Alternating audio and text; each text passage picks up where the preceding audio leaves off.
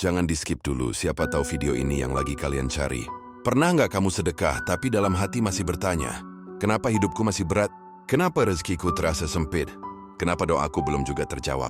Banyak orang mengira sedekah itu cuma soal uang. Padahal rahasia sedekah yang jarang dibahas bukan di jumlah, tapi di kondisi hati saat memberi.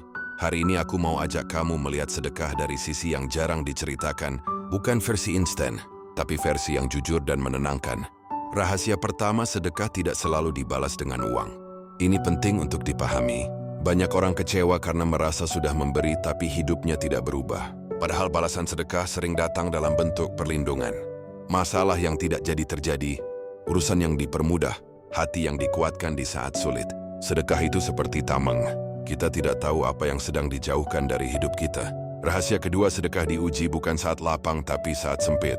Banyak orang baru mau sedekah ketika merasa punya lebih. Padahal nilai sedekah justru terasa saat kita memberi dalam keterbatasan.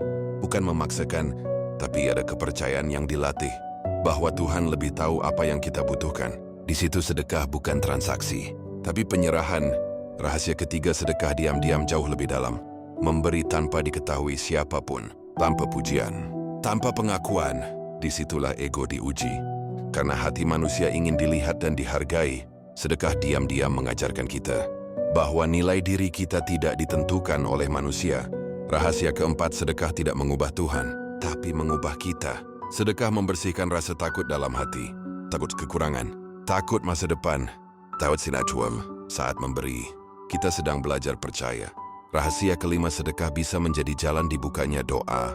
Kadang doa belum terjawab bukan karena ditolak, tapi karena hati kita belum siap. Sedekah melembutkan hati, membuat kita lebih peduli, dan seringkali disitulah jawaban mulai mendekat.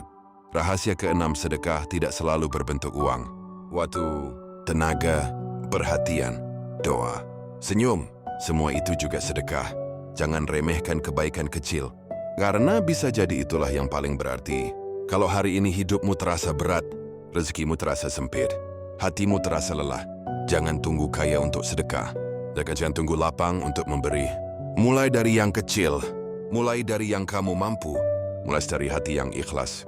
Karena seringkali jalan keluar datang bukan setelah kita mendapat, tapi setelah kita memberi.